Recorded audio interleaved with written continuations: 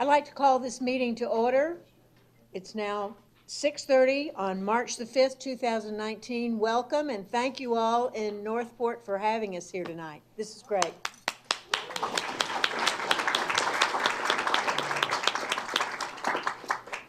I'd like to take the opportunity to welcome all of you in the audience, and if you wish to speak during the hearing of citizens, please pick up a card either to my right or to my left and fill it in legibly, please, and hand it off to Kathy Tompkins. I almost said Tish, and don't ask me why, so that I may call on you at that appropriate time. And now we'll have the flag salute. Please stand while the Northport High School leads us in the flag salute under the direction of Commander Steve Bartek.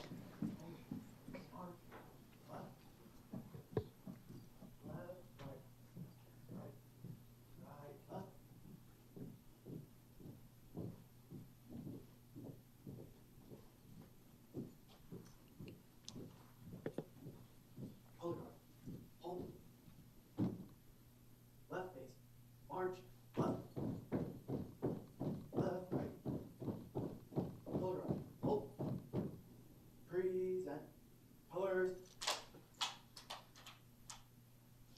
I pledge allegiance to the flag of the United States of America and to the republic for which it stands, one nation, under God, indivisible, with liberty and justice for all.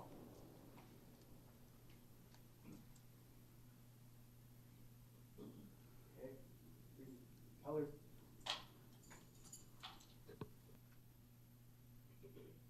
Ready, cut. Right face. March. Left. Forward. March. Left.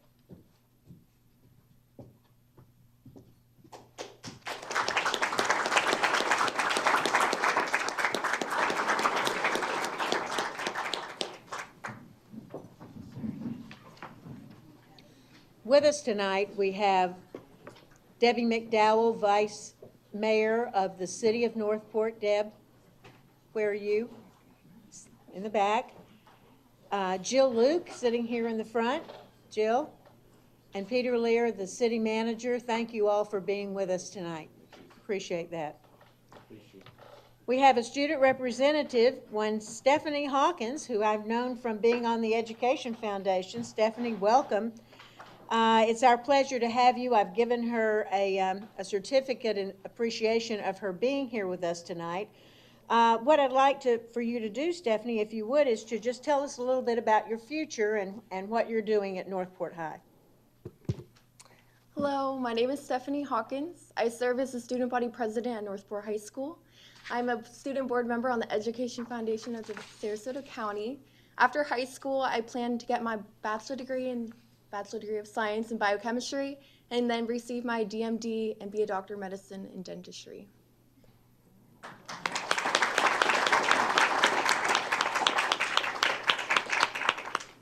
That's just wonderful. We're glad you're here. And now we have some special presentations for our first presentation tonight, and all of these really are representative of what's going on in our wonderful Northport community. The first one is a presentation on Women's History Month, and that's something near and dear to my heart. So I'd like to honor our very own presentation directed by Dr. Dawn Clayton, who's the Supervisor of Pupil Support Services. Dawn.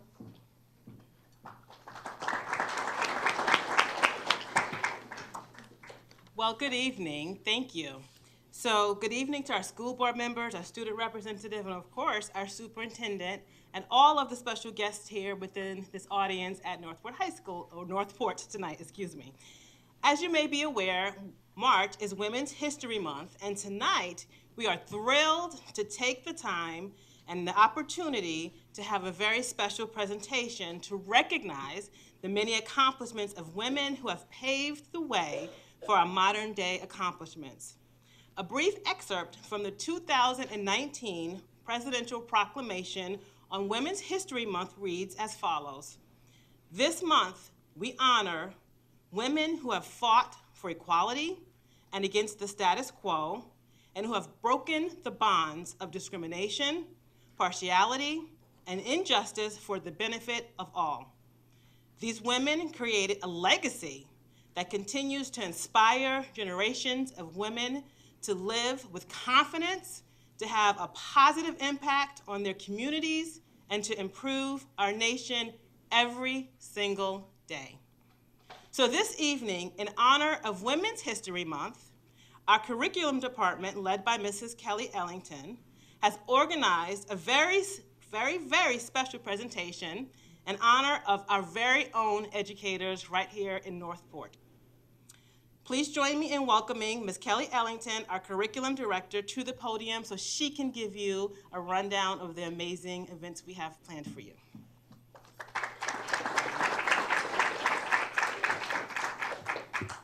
Good evening, Mrs. Goodwin, board members, Superintendent Bowden, Mr. Hardy, our student representative, Stephanie Hawkins. It's very nice to be here tonight and in honor of this celebration. What some people may not know is that during that Women's History Month wasn't always a month. So during this month, we want our students and staff to recognize the ongoing accomplishments of our notable women. One day in March was designated to honor women's contributions. This was a global celebration of the economic, political, and social achievements of women. This day, International Women's Day, took place for the first time on March 8th, 1911. At that time, many countries around the world celebrated with demonstrations, educational initiatives, and other customs. It was in 1980 when President Jimmy Carter issued the first presidential proclamation declaring the week of March 8th as Women's History Week. 6 years later, the National Women's History Project successfully petitioned Congress to expand the event to the entire month of March. So what we would like to do is share with you a brief video that was actually a commercial Microsoft put out 2 years ago during Women's History Month. It's very powerful, very brief, but powerful. So let's watch. My favorite subject in school is science because you can invent all different kinds of cool things and there's like no limit what you can do. One inventor is Benjamin Franklin. Leonardo da Vinci. Thomas Edison. Albert Einstein. Nikola Tesla. Alexander Bell Graham.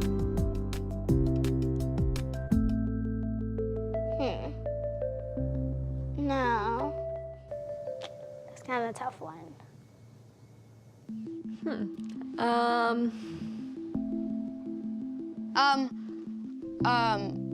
In school, it was always a male inventor. I just realized.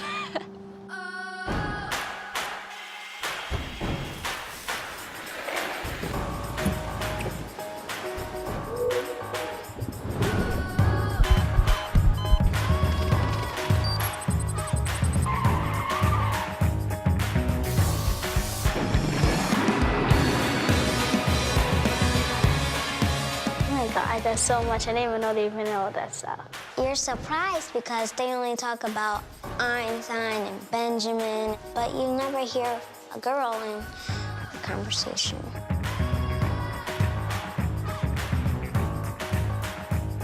To know that there were women before me. It gives me like motivation that I can invent something and make maybe like a change in the world, and that would be really cool.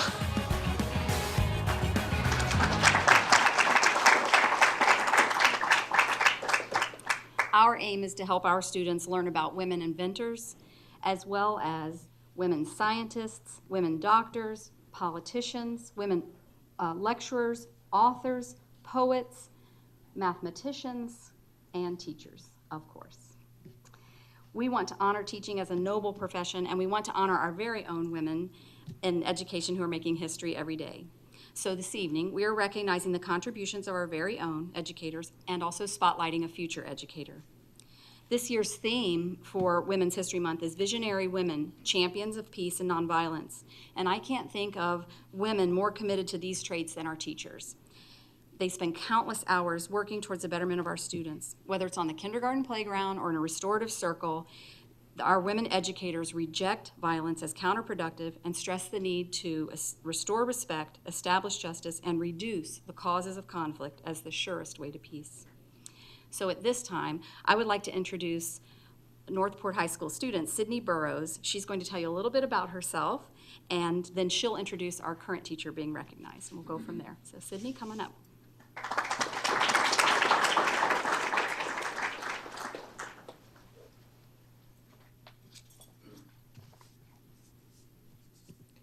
Good evening, everyone. My name is Sydney Burrows. I'm a senior at Northport High School and a future mathematics educator. I am the president for our Florida Future Educators of America Club and have committed a plan to be a major in education. Growing up with devoted passions both towards learning and math, becoming a teacher always seemed like a right choice for me. Due to constant exploring in the woods as a child, learning anything new continued to amaze me. Any astonishing information found, I would show others, especially to my 3rd through 5th grade English teacher, Miss Allison Brannick. In return, she'd always added information even further past what I've learned. One day, I asked her about teaching. How does she do it, and how does she get us to listen? Her reply of just liking it and treating others of how you want to be treated. Those words really stuck with me. These words I hold to heart and influence who I am today. Inspired, I continue to teach others my learnings willingly, treating them with respect. As in my life now, a teacher who not only listens, but inputs her time, effort, and respect towards me is Miss Tracy Grundish. One day I hope to do the same for her. Listening is not the only way to teach. Take Anne Sullivan and Helen Keller as an example. Anne was partially blind, and Helen had been both blind and deaf. Anne began her task of teaching Helen by spelling letters into Helen's hand. Anne hoped to teach the connections between objects and letters, later bringing her to things like water, giving meaning to those objects and letters. Speaking of great teachers, I would like to say tonight we are thrilled to honor one of our own Sarasota County teachers who has made a tremendous impact in our district, Miss Sue D'Angelo. She has taught for 30 years. Most of the time, she's taught 3rd, 4th, and 5th graders. For the last few years, Miss D'Angelo has been making an impact as a math program specialist. During this time, she has worked with over 900 elementary teachers in grades K through 5 in all 26 elementary schools to maximize math instruction. Since Miss D'Angelo also taught at the University of South Florida for many years, many of our current teachers have been privileged having her as a math professor. And some of them are here tonight, so I'd like to bring you home. Yeah. There we go.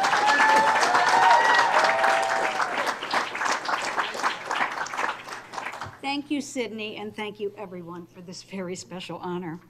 I am deeply touched by the sentiments. I'm truly just doing what I love to do every single day. It doesn't seem possible that I have been teaching and working in the Sarasota County School District for 30 years now. I have to say, I am just as passionate about the journey I have been on to make a difference in the lives of students and teachers as I was the very first day I entered the classroom. Some people look for a certain libation to make them feel good. Not me. All I need is to see happy children, their excitement about being in school, and then to see the joy on a child's face when that light bulb goes off in their mind after they've worked hard and persevered and then finally understand, yes, I've got this. My greatest joy as a teacher, trainer, is when a teacher says to me, well, I was a little reluctant about giving these ideas and trying them because I'm not sure if this is really going to work. But I tried it, and I am amazed at what my students can do. I had no idea they could do that. And all I can do is just smile and think to myself, I knew you could do it. Teaching is a craft to be continuously fine-tuned. Our students need to feel safe and supported, and we must experiences that challenge them to think and reason and share their creative ways of approaching a problem. Over the years, I developed a passion for teaching mathematics. It was fostered, actually, by a former Sarasota County curriculum specialist. Her name is Dr. Mary McClendon. Speaking of women that have made an impact, her math trainings had me riveted. I never missed a single opportunity to attend. She showed us through hands-on experiences that math can actually make sense. Well, that's not how I was taught in school. I was told this is how you do it. Now don't ask me why, just do it. I'm sure some of you have experienced that very same thing. Well, I quickly learned that that statement could not be further from the truth. She had me hooked, so I went back to school to learn even more, and I had just absorbed everything I possibly could about the most effective teaching strategies for mathematics that I knew in my heart would have the greatest impact. Well, next thing you know, with her encouragement and support, and of course the support of my family and everyone here in Sarasota County Schools, I stepped right into her shoes and began teaching the math methods courses at the University of South Florida. Well, I did that for 20 years, on the evenings and on Saturdays, listening to my university students, who are now teachers and some of them actually administrators in our Sarasota County Schools, say, "Wow, math is actually fun. I wish I learned it this way when I was in school. I can't wait to get out and teach math." Now, at this stage of my career, I continue to work every single day to keep this message alive. Number one, love what you do. Be open and willing to try new things and new ideas that support and challenge your students. And as I often say, and people can attest to this that are here, I learn something new every single day. Believe in each and every one of your students' potentials to achieve. They will rise to the highest expectations if you believe in them. So, Sydney, I think about you and your dreams and aspirations of becoming a teacher. And I hope you feel the same passion that I do and recognize that you are entering the most rewarding career that anyone can ask for. Thank you again for the privilege of being a part of this great, supportive, caring school district. So it's now my pleasure to introduce this month's legacy teacher, Mrs. Deb Schultz. Mrs. Schultz taught for 29 of her 30 years in Sarasota County Schools. She began at Brookside Middle School, where she taught U.S. history, English, language arts, and math. She also served as Brookside's literacy coach. Debbie also taught 9th grade English language arts at Suncoast Polytech High School and served as the behavior specialist at Sarasota Middle School. During the final years of her career, she taught civics and U.S. history. Since she retired, Debbie has remained very involved in our Sarasota County Schools by volunteering at McIntosh Middle School.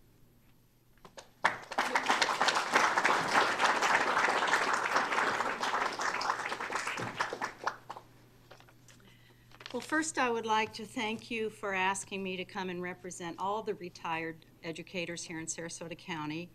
Now that I'm retired, when I meet a fellow retired teacher, they always try to recruit me into whatever community project they're working on at the time, and then I try to return the favor by recruiting them to whatever community project I'm working on, and then we laugh because we're all so busy and we're happily busy. So we love this community and we have a great deal to give it. So again, let me thank you for being their spokesperson. Little reality. Teaching is a challenging profession. And let me tell you why. Your students are in possession of this pesky thing called free will. And your job is not to dominate or crush their free will. It is to captivate it. And you captivate it in a way that's going to help them grow up to be happy and productive citizens of our great country. Not an easy job. But I think that if you are intelligent enough and, what's the word I want to use? Intelligent and tenacious enough, and if you have the courage to have a reflective practice, then you're going to be a great teacher. And that's going to allow you to do so much good in the world. Now, on the other hand, the core characteristic of teaching is that it is a joyful profession. And I'll share a little bit of that joy. Today I was working with an 8th grade boy at McIntosh Middle School, and we were having an extended discussion. And in the course of that discussion, this boy revealed to me a very deep and rather mature understanding of the Equal Protection Clause of the 14th Amendment to the U.S. Constitution. Now, you might laugh. We laughed. We smiled. We had grins on our faces. He was joyful because he knew that he had conquered a concept that, frankly, many of our adult citizens don't get. And I was joyful because I knew I had some little bitty piece in getting him there. And I can't tell you how important it is for you to hold on to the joy of teaching. Because you will have those days that are difficult, and you need that joy to balance you out. And on behalf of all retired teachers, if you ever need any advice or encouragement, I guarantee you we will not restrain ourselves. So, thank you.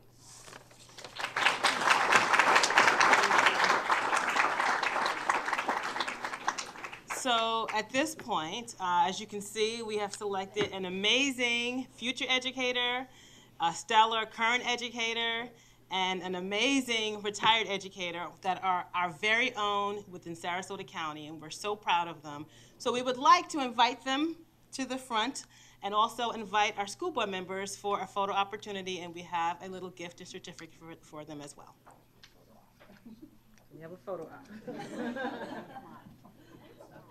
We didn't tell you about the photo op.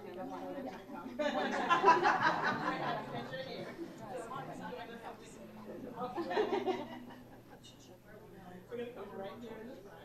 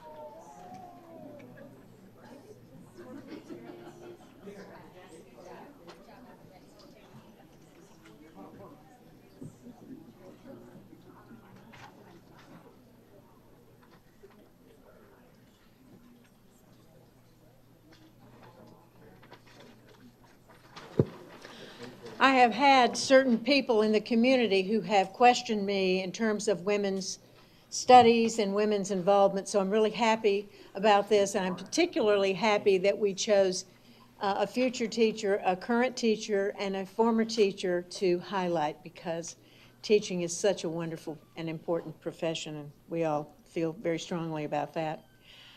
The next presentation, I'd like to invite Chris Renoff, our Elementary Education Executive Director, to the podium. Chris. Thank you.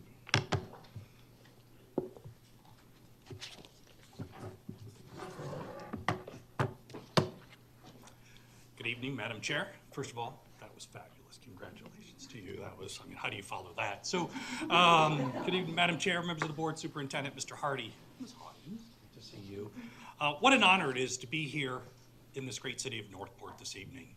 And it is so fitting that we are here today, right now, to recognize two very special accomplishments. First off, to officially introduce Mr. Brad Pornacek as the new principal of Cranberry Elementary School.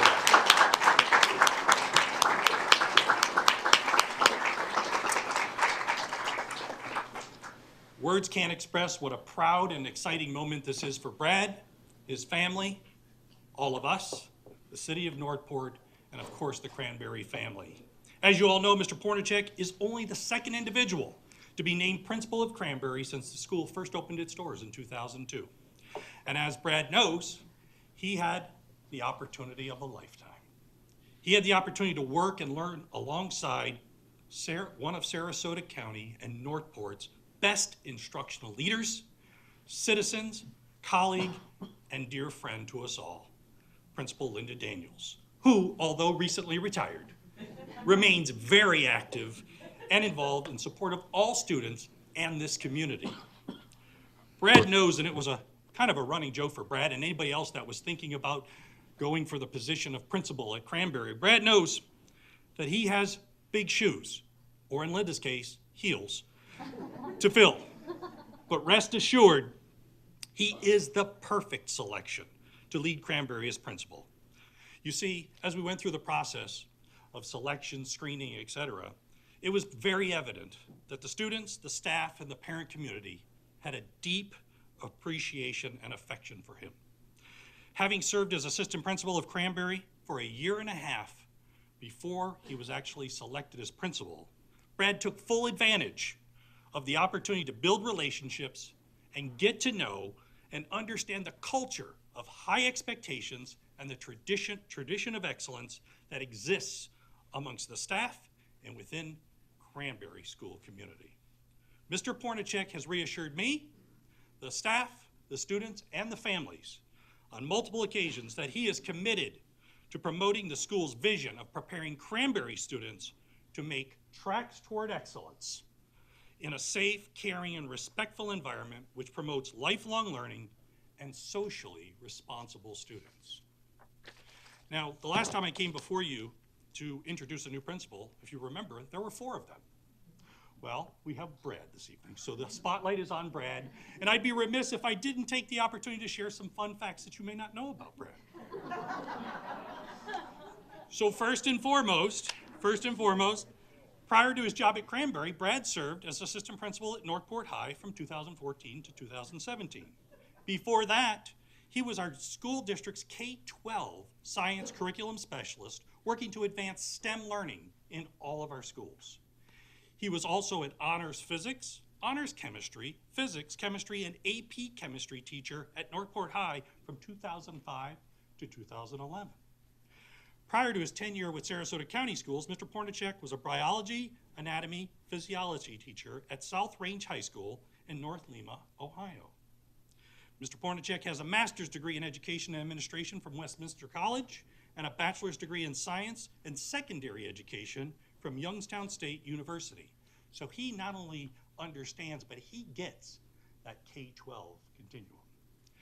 And now I'm not sure anyone knows this, other than people closest to Brad. Brad loves Ben & Jerry's ice cream. I don't know which flavor, but it comes a close second only to spending any waking moment that he has with his wonderful family. So his wife, teacher extraordinaire, Cindy, and children, Brianna and Eli, who are here to celebrate him this evening. Please stand.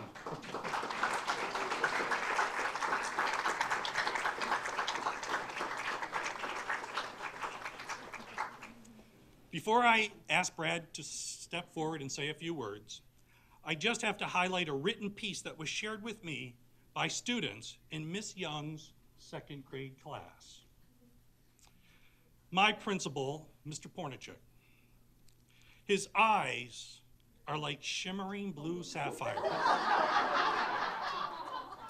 He's made quite the impact over there. It's a lasting impression. His hair is like a new pencil. His face a fuzzy peach. His voice like a sweet bird singing. His smile like a snowman smile. And his laugh like a joyful song.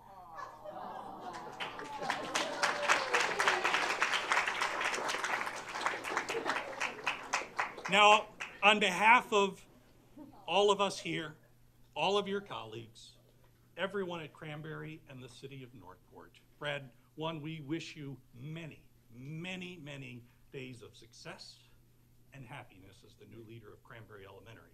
But with that, we know it's probably going to come with some long days, maybe even some longer nights, possibly some weekends, and even vacations. Because I know Brad, he's a planner, and he'll be thinking every second, what can we do strategically to keep and maintain and excel at Cranberry? So I thought, and I said, what can I do to support this brand new principal? So Brad, I picked up a little something that I hope you will appreciate and cherish and utilize in times of reflection and challenge. And so with that, Brad, this embossed silicone bracelet that says WWLD, what would Linda do? Go Cougars, congratulations, the principal of Cranberry Elementary, Mr. Brad Pornacek. That's all you, buddy.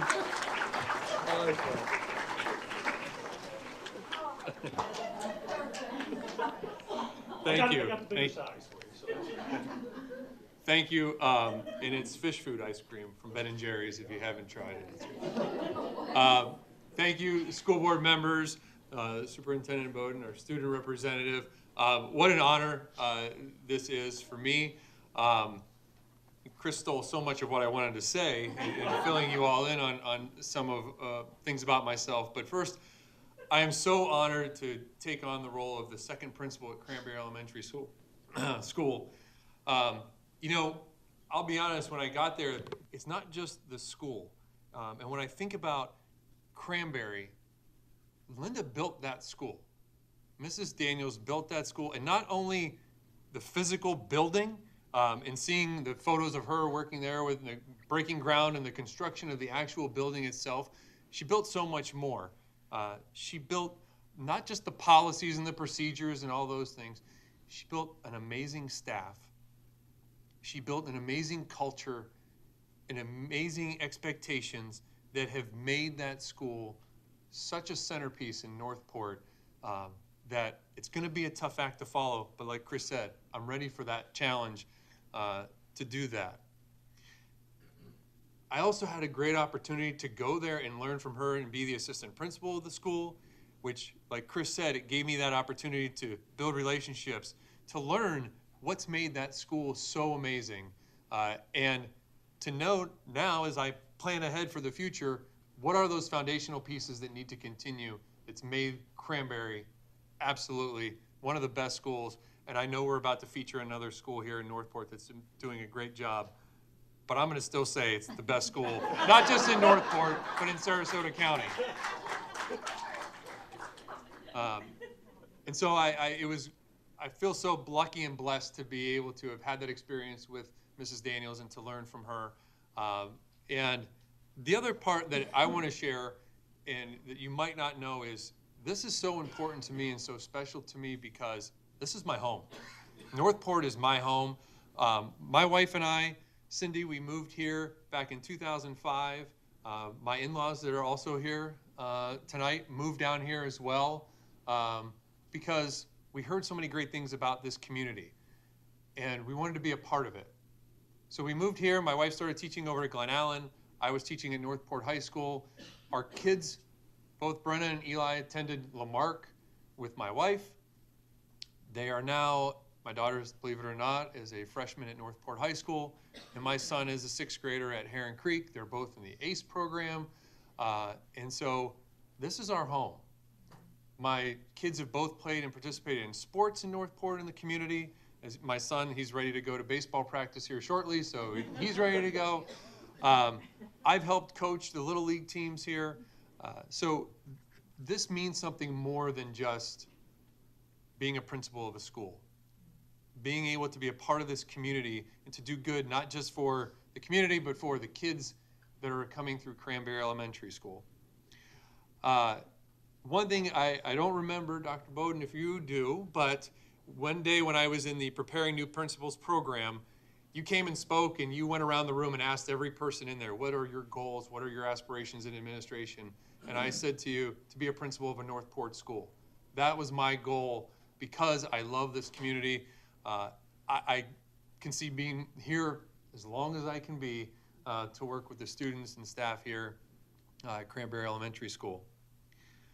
One thing that I do want to share before I turn it back over that I find very fitting with Northport, my son's baseball team is the Northport Pride. And that name is so important to me, and I think not just to him, because that means to me that we take pride in our community here in Northport. The people in Northport, we're hardworking people. And the other part, and I know he's going to be embarrassed, so I won't make him say it, unless he really wants to. What's the motto of your team? Hard work pays off. So to have a team that's Northport Pride,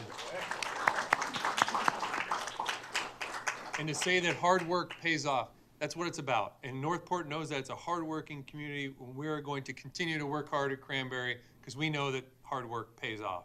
So thank you. I'm so honored to take on this responsibility, and it's been off to a great and fast start. So thank you. Thank you so much for having me here tonight in Northport. It's been great.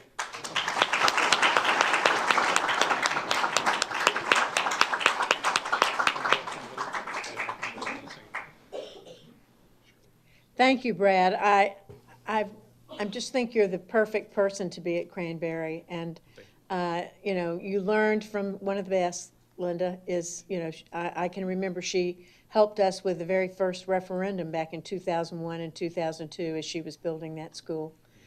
And when I've been to see her, she's rushed me out of the door most recently before she left because she had to dress up and go tell a story to someone. And I'm sure that she's probably doing a lot more of that these days because that's her passion. I said, you need to be, you know, on the stage, you know, get into drama because she's really so good at that. But I think you're doing a remarkable job. Some of your parents are in the audience, and I've heard from some of my friends sitting in the back row there who have been very complimentary of everything that's going on in the transition and now, and I think you're exceptional.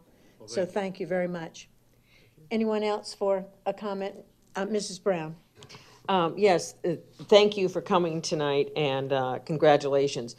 But I think you exemplify what it is we want to see in our school district, as did the women in the first presentation. We want people that are committed to our students and to our community. We want staff that is committed to our students. And I think, you know, I think we've got people on our board and our superintendent who are committed to this community. And that's what that Future Leaders program is, where we take teachers who want to move up, who don't want to be just a teacher. They want to give more, so that we can train them, so that we can keep the people who are proud of our community in our community, and really continue to give back to our students. And I think you totally exemplify that, as did the teachers before you. And I'm just really proud to say I'm from Sarasota County Schools, and thank you for being here.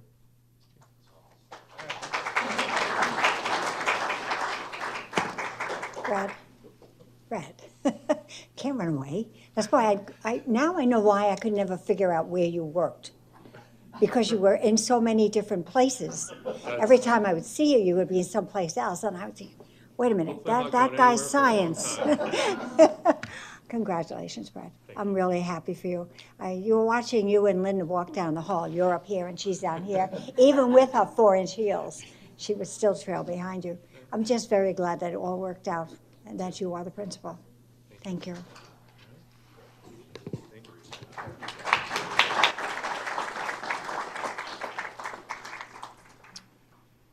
Just one last comment on Brad's behalf and Linda's. When we came down to make the announcement and everything else, the staff was waiting with, and it was pouring down rain. I mean, it was buckets. And Brad says, she's teaching me everything she knows. Well, we not only met with the staff, in comes Linda. Dry, beautiful, looked like, just ready to present to her staff. In comes Brad. He is soaked from head to toe. And I said, she hasn't told you everything yet. So again, Brad, couldn't be happier than to have you leading. So thank you so much. So, and now, Act 2. So we all know what an amazing school district we have here in Sarasota County, but I just want to go on record to say that there's something to be said about what's happening here in Northport. As a former principal here in Northport, I totally get it.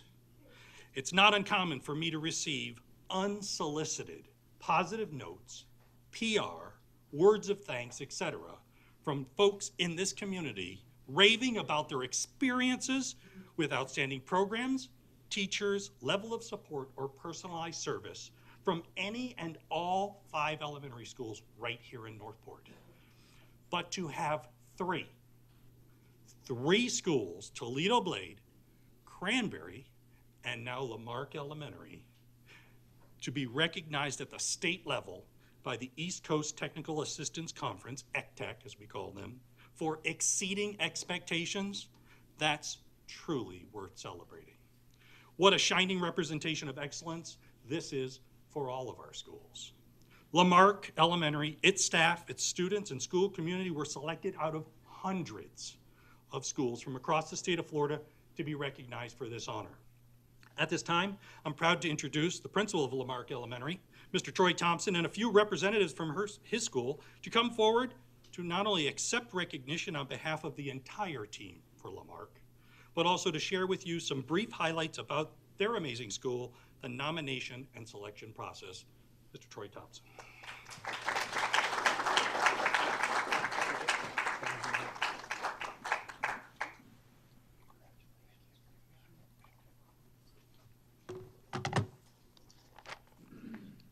Good evening, school board members, Superintendent Bowden, and of course our Northport community. As a proud principal of Lamarck Elementary, I have the honor of representing an incredible group of educators and school-related employees that are deeply dedicated to the students that that are in our care. So just to put it in perspective, as Chris was mentioning, that out of 1,900 Title I schools in the state of Florida, we were one of 34 recognized for this award this year. Along with that, as we look at school grade domains, there are 7 of them that are a part of the school grade calculation. We had increases in all 7, including, and this is a little nod to Sue D'Angelo, my math teacher at USF, an 18% increase in learning gains in mathematics.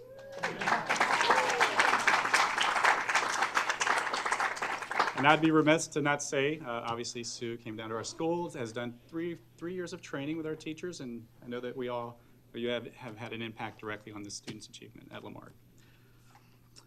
Now, we would like to show you just a short presentation that gives you a little insight into what makes Lamarck Elementary such an amazing place for students for learning and achievement.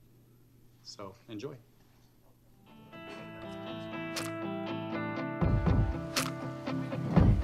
Show me 11 with your counters, buddy. I love to see my students' eyes light up when they catch on to a new concept. It's really rewarding, and I like to see that they're using strategies that we've worked on in class, and they start making all of those connections. Our teachers are amazing. They look at student data to really analyze what our students need. They collaborate together to come up with next steps for instruction, interventions, and just any social services that families might need to make sure that they're at school and that their needs are being met. She is making improvements. I am seeing an increase in her performance, but maybe you guys give me some ideas. We're still kind of working on her doing her absolute best. They also do an amazing job working together to come up with team goals so that students can track their progress and that there's really exciting things at the end for students that reach those goals.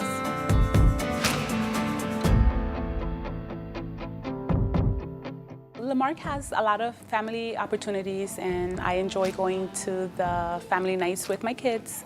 As a parent, I get to see what is going on in the school and just have a sense of community. What I believe really helps Lamarck exceed expectations is first and foremost that our instruction is focused, that students are aware of what they're learning, teachers plan, collaborate to make sure what is being delivered in the classroom and the opportunities for student engagement is at the highest level. The relationships between staff, teachers, families, community members, administration is really the key to moving our students forward. I do think it's the one variable that really helps us exceed expectations. It's all about Lamarck Elementary. They exceeded expectations at the state level for their FSA scores, kids reading and exceeding their expectations, and it's also about how they truly embrace wraparound support for all of their students and families, making sure that they're engaged and getting everything they need to make sure that they can reach and exceed their fullest potential.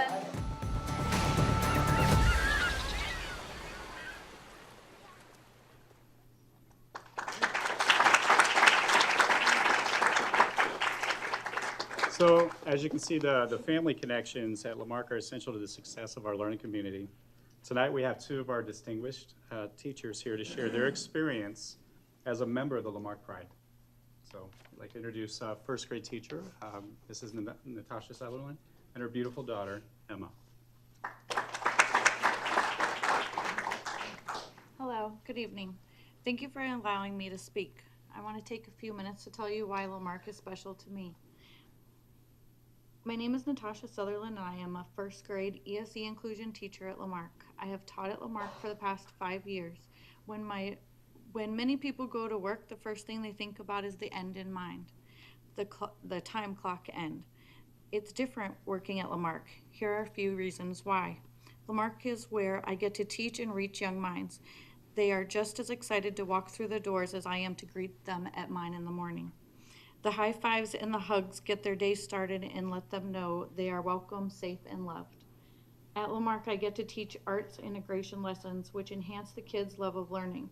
Our school was awarded a grant from Arts Now, and I have been fortunate enough to be the co-chair of this movement for the past 4 years.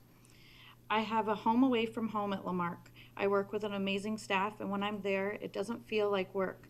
We are a support system for each other, and we work to build each other and the school up every day. We set high expectations for the kids and for ourselves, and we hold each other accountable. I also have a daughter, Emma, who has been at Lamarck since I've been teaching there. I am appreciative of the learning and personal growth she has made in the years as a Lamarck Lion. She has grown academically and socially. She has learned to make good choices that represents the school saying, start the day the Lamarck way, with pride, purpose, and performance. When I found out that our school received the Exceeding Expectations Award, I was honored but not surprised. We always strive to be the best we can be, and I know I work among the best of the best. It's just nice that the school gets the recognition that they deserve for the work they do every day.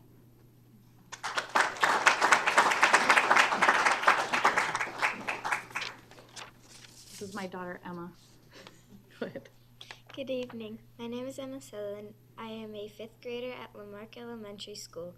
What makes Lamarck special to me is that I have made some awesome friends. All my teachers have been very helpful and supportive throughout my schooling here at Lamarck. Lamarck offers a number of after-school programs for students to be involved in. I like spending time with my friends at course once a week. After school, and then all the fun concerts and performances we get to do at different places. We got to go to Chick-fil-A in the Poinsettia Parade to sing. I have had a great experience at Lamarck, and I'm glad it has helped me prepare for middle school. Thank you.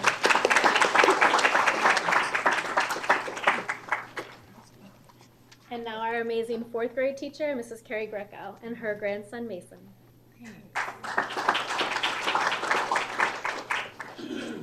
Good evening. Thank you for giving me the opportunity to share my voice regarding Lamarck and what makes it so special to me. I've been in Northport for 30 years. I remember coming to the school board meetings and asking to get a high school here, and now we have 6 elementary schools and high schools, and so it's been a long road. I began my Lamarck journey 10 years ago as a level 3 intern in Dr. Purden's 4th grade advanced class, and I've been teaching in 4th grade ever since. They can't get rid of me. I wear 2 hats, though, at Lamarck. I not only teach, but I also have 6 grandchildren that attend Lamarck, 4 of which I'm raising. My grandson Mason is here tonight. As a parent, I get to see every one of my grandchildren, kindergarten through 5th grade, the education that they are getting. It's not just about the learning, it's about the caring and the heart that the teachers put into the children. My grandchildren are excited about going to school, and that is extremely important. As a teacher, I can see the different things that make Lamarck Elementary an exceptional school, such as the white glove cleanliness that the hard workers of the custodian team provide. They're constantly coming in and making sure everything's sanitized, all the runny noses. The media specialist, it goes way beyond the scope of her books. Mrs. Jones is always making sure that she shares her love of reading. And of course, the people that I stand side by side with daily, who are the committed educators that show up every day to provide the children of Lamarck with the most they have to offer. Despite what their outside world has going on, they come in with their smiles on their faces and devotion in their hearts. I truly feel honored to be part of such an amazing school. So it's a collaborative effort. I am so blessed to work with the remarkable people at Lamarck. So thank you.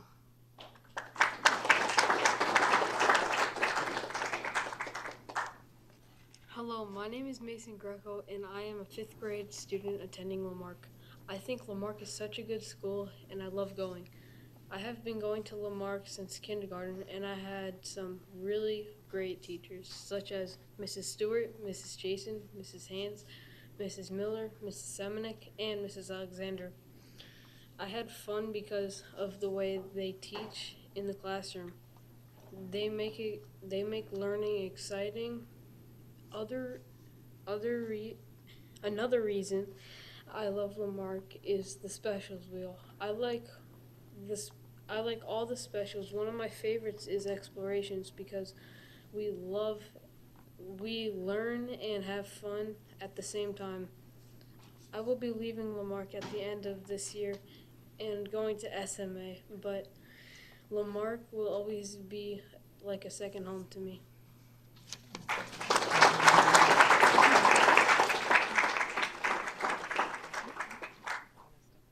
Good evening. I'm Mindy Long, the assistant principal at Lamarck. So thank you for recognizing us tonight. When I was preparing for the ECTAC visit and trying to summarize all the things that make Lamarck really rise above the rest, it was easy to come up with all the programs and all the extra things that we do for wraparound services for families, but really stood out the most, and that was just a resounding theme for us, was just family. So our mascot at Lamarck is the lion, and for our Cubs, we truly do every day whatever it takes for every child in our pride. So that's what really, I think, makes Lamarck special. Thank you.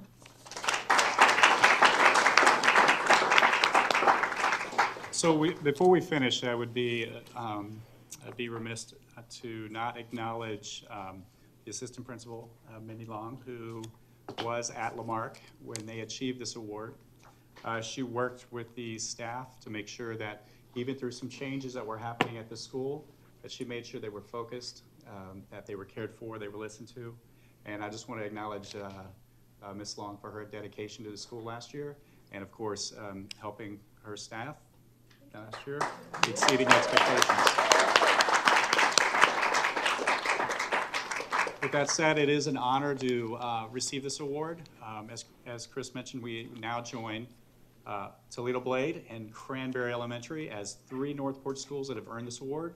And of course, there's probably going to be many more in this community to come, awards because of the excellence in our elementary schools, our middle schools, and our high schools here in our community.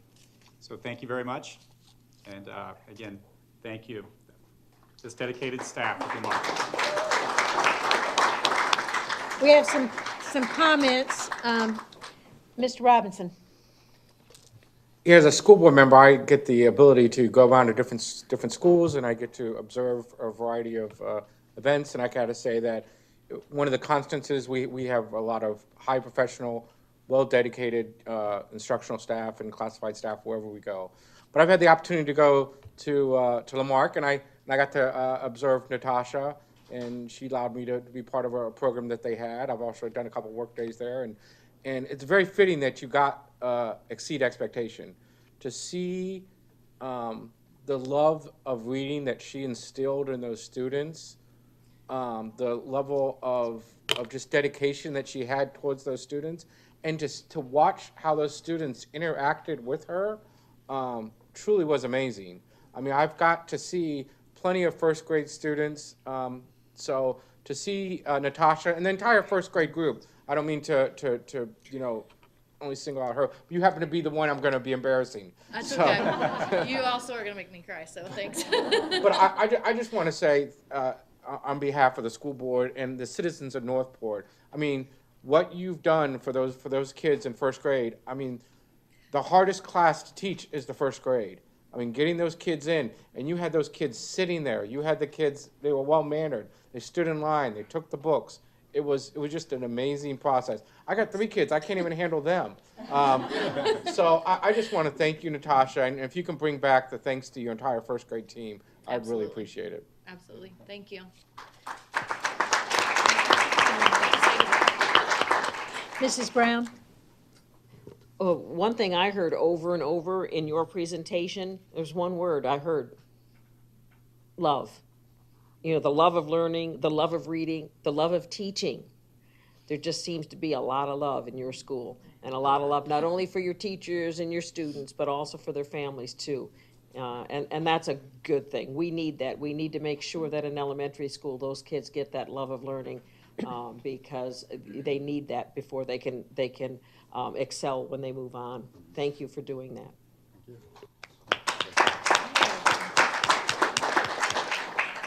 Well, I want to thank Nathan and Emma. What a great presentation you gave, and truly, that's not easy to do, is it, to come here and speak? So that's great training for you, and I know that that was not an easy thing to do, but you did a great job, and thank you very much. Wonderful. I also want to thank the rest of the team. Troy, you're doing an exceptional job, and congratulations to the whole team, because this is a great accomplishment, and you're doing a great job. Thank you. Thank you. Dr. Bowden? One of the things you didn't mention during your presentation that I want to make sure that we get out there is that Lamarck was one of our patients with special needs shelters during Hurricane Irma. And that is a very, very special mission. If you go on the campus of Lamarck any day, and I think I heard Ms. Greco give a shout out to the custodial staff, that campus is immaculate. That's probably not the word I would use to describe during Hurricane Irma.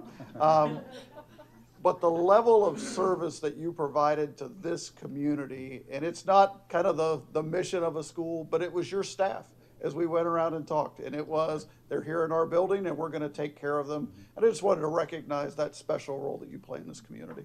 Absolutely, thank you. I do believe that they're going to ask, I believe they want to take a picture, so if we could have you please come down again. Go out front. Yep, go on out front. Come on down, guys.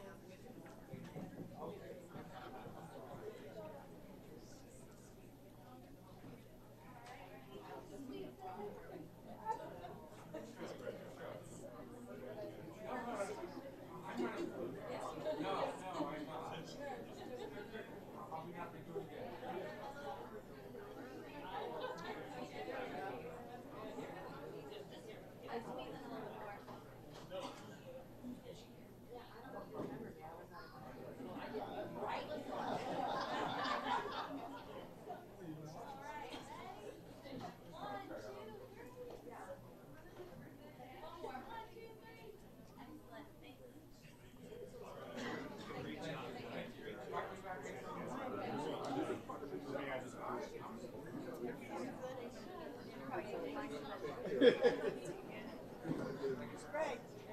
These are things we need to talk about. On Sunday. You Sunday.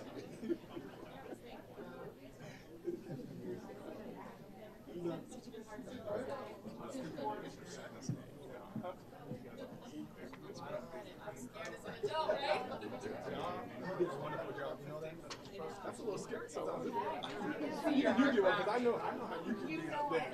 Good job. Good job. They get old, you know that?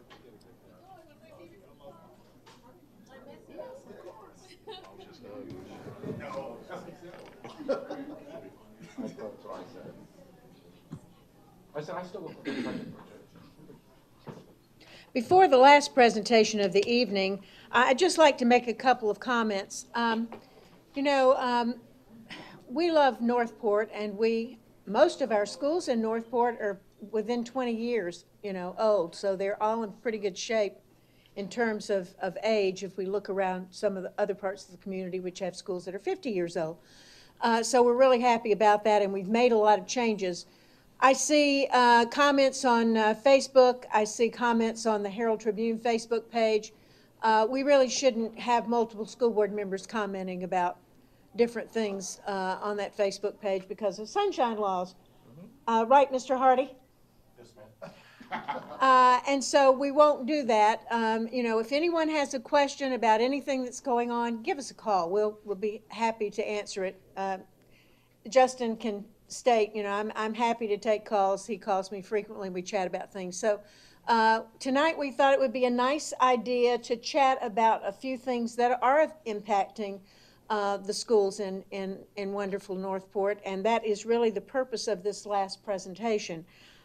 We'd like to have our own Mr. Jeff Maltzby, who is our newest Assistant Superintendent and Chief Operating Officer, and Jody Dumas, who's sitting on the front row, to discuss Executive Director of Facilities, to talk a bit about what's going on in Northport and our facilities and our schools. Jeff? Thank you, Madam Chair, board members, Dr. Bowden, Mr. Hardy, Ms. Hawkins. Thank you all very much for the opportunity to be here. It is an honor to talk about the wonderful facilities we have here in the city of Northport. I'd like to join Dr. Bowden in thanking Ms. Greco for giving our facilities custodial staff a shout out at Lamarck. They do an outstanding job, and they are led by a great executive director in Jody Dumas, whom I'll have joining me in a moment. We're also joined this evening by the proud principal of Northport High School, Mr. Brandon Johnson, who happens to be a fellow Oakland Raider fan. But more importantly, tonight he accepted the opportunity to be here and share with you, if you so desire, some of his thoughts on what's going on at his campus. But I feel bad about inviting him now because I just found out that tonight is his anniversary. So I am going to be as brief as I possibly can to get him out of here so neither one of us get killed. So Brandon, thank you for being here.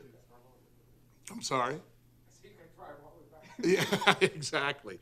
Over the past few years, since 2016, we have annually spent $100,000 on improvements on the athletic facilities at Northport High School, which is the same amount we spend on all of our high school facilities. So they get an equal share of what we've done there. Also, we in 2016, we spent almost $70,000 on some drainage upgrades and some other amenities, attributions, and enhancements on that campus as well. We will be doing the same thing this year. We anticipate doing the same thing next year.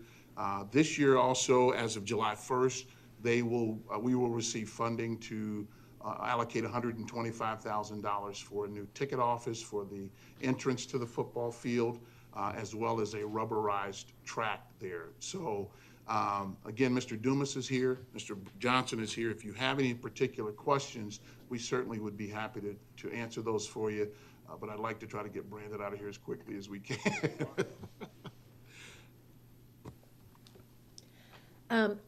Any questions? Mr. Robinson? Brandon, go to Casabiano's at University. It's on me, okay? I'm a shareholder. You got go to Casabiano's by the mall. It's the best restaurant. Yes. I would agree. I Mention was there my last name. night. I mean, it is the best restaurant. But not only is he an Oakland Raiders fan, but he's also a Florida Gator fan, right, Brent? As he will be working hard at getting his doctorate there in just a couple of years. So we're real proud of him for all of his hard work. Mrs.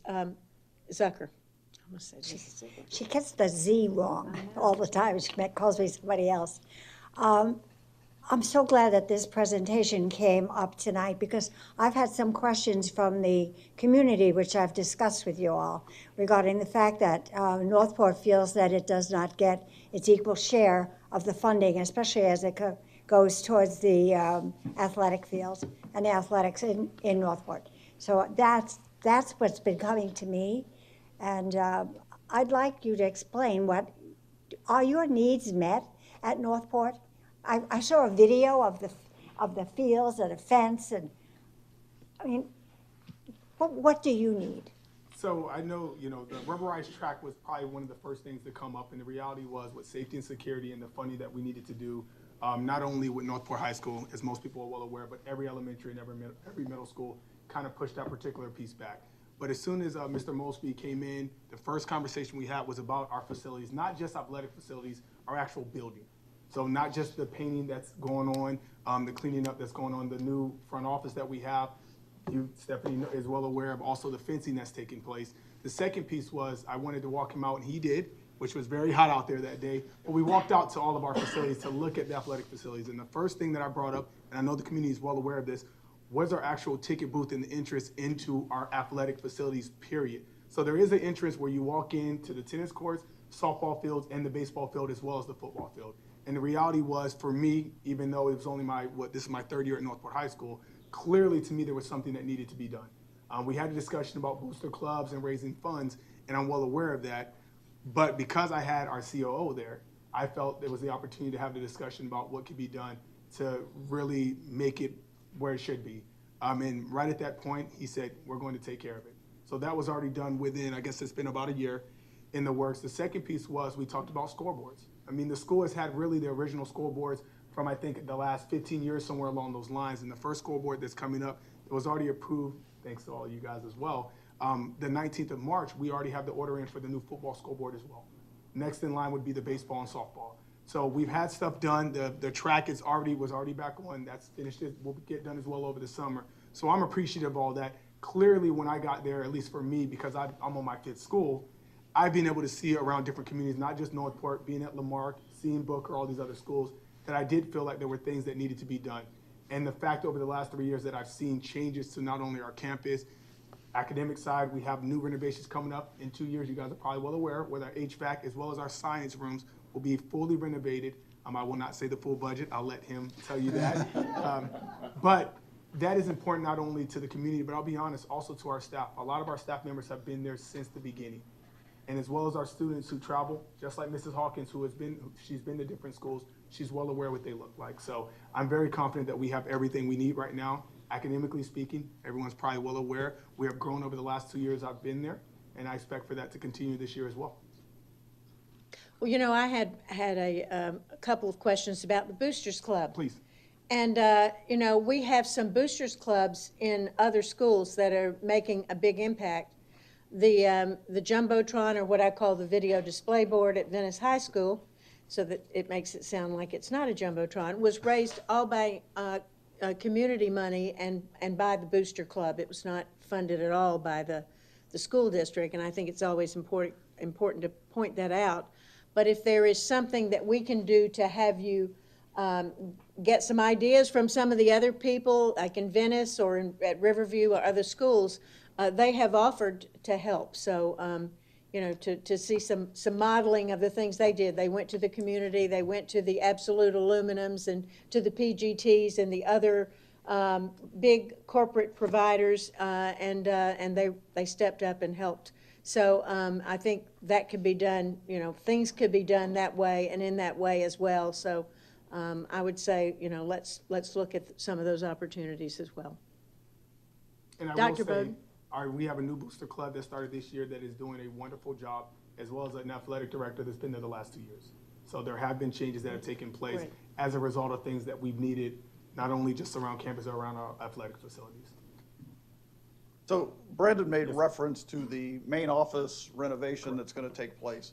If you picture Northport High School is on a huge piece of property. Matter of fact, it's the biggest footprint of any of our high schools.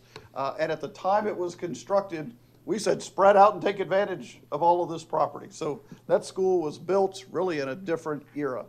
One of the most, probably the biggest difficulty as we look at that school from a safety and security standpoint is it's a 2-story building, and they are all linked through, I call them catwalks, but you can get to the various buildings. But the elevator is right out in front of the school. You can go to the elevator without going to the main office and stating your purpose. And so when we move to single points of entry, the elevator has to move into the main office. Well, elevators don't move. So the main office has to go to the elevator. And so you're going to see a dramatic change in the way you interact with the main entrance at Northport High School, because the simple fact of the matter is that building was cutting edge 25 years ago.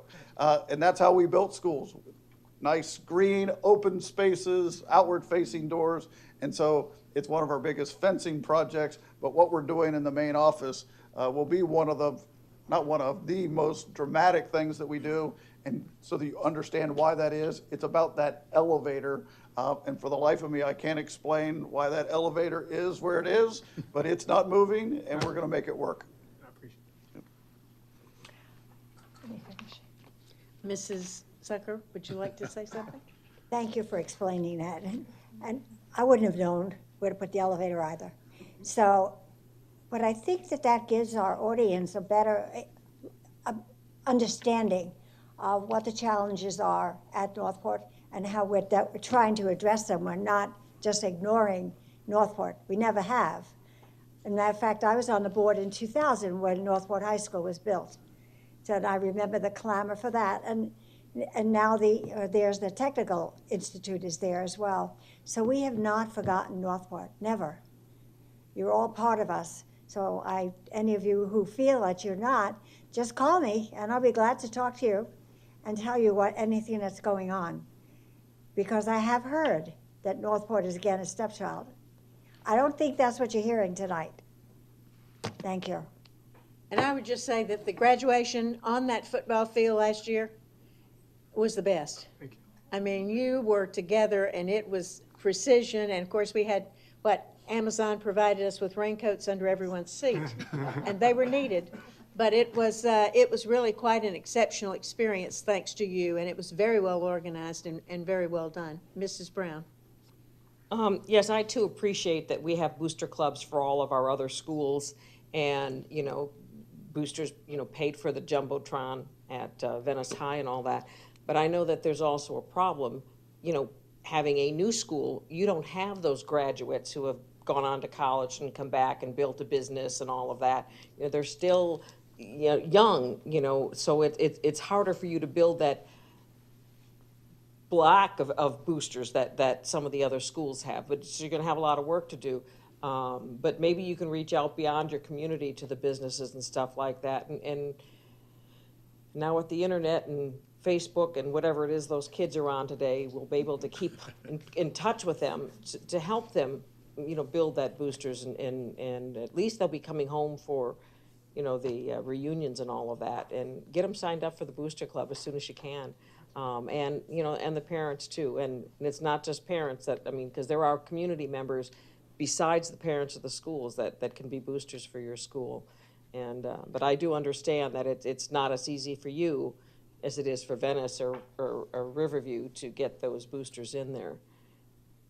We make no excuses though. I promise you. We're gonna do our best.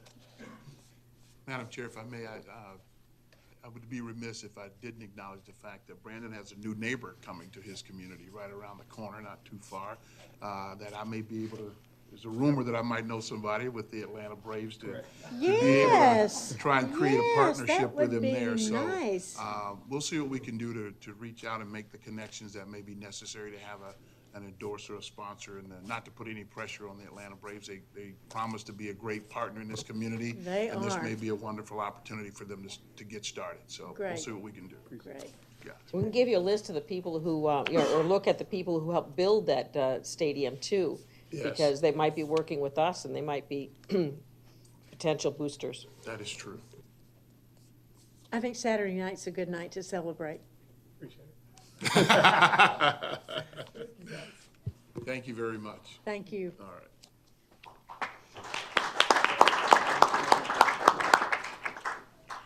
I'd just like to mention that Bridget Ziegler is not with us tonight, but she is on the telephone.